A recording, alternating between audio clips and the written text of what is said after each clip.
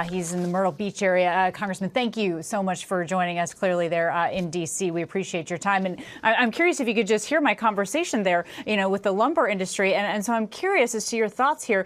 Do you feel like perhaps the president should have offered some more carve outs like that, like the one that we're seeing here in the lumber industry, to essentially buy them some time to get that American manufacturing up and running before it impacts businesses and consumers? Well, the president's a businessman. I mean, he took goods that were subject to the USMCA, or that were qualified goods, and exempted them. And there's in his executive order that talk about that. But I think at the core, American businesses right now are being stifled in foreign markets. If they want to export to Indonesia or to Malaysia or to Japan, that there are tariffs on our goods, and our businesses are at a competitive disadvantage.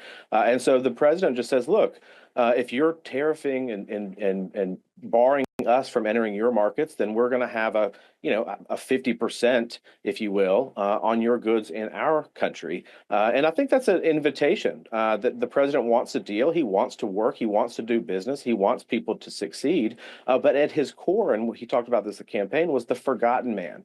The industrial base of our country has fled even since the early 2000s, where we took up roughly a quarter of the global output in manufacturing, and now we're down to 17%. I mean, there's just been a precipitous drop.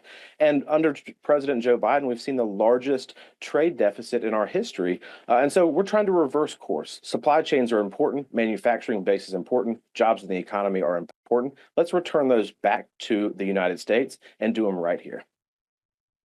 Well, we know the auto industry is large throughout your state, and there's a 25% tariff now on all foreign-made auto going in at midnight. How are the companies throughout your state essentially bracing for that and then trying to do what you just mentioned here, get manufacturing back in this country? Well, I think they're adapting, right? You've seen, trillions of dollars of economic development expansion announcements since the president has been inaugurated. Nissan is putting a plant in Indiana. So people are coming back. You look at Detroit, there was a United Auto Worker that was celebrating this. They want to manufacture cars in the United States. They know how to do it. They do them effectively well.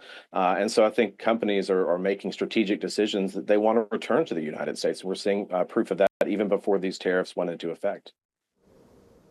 And just quickly, if you can, Congressman, are you able to give me an answer here? Do you think the House and the Senate are going to be able to come together on this tax plan? I do. I think the moment is really important. That tax cuts are really important. Are we going to raise taxes on the citizens, 210 million Americans in the United States? And so the moment is great. The pressure is great. But at the end of the day, people want more of their money in their pocketbooks and their wallets, and they want some economic sanity. And so we have a tremendous obligation to work our tails off, and we're going to get the job done for the American people and for the President of the United States. Congressman Russell Fry, thank you for being here with us. Appreciate your time today.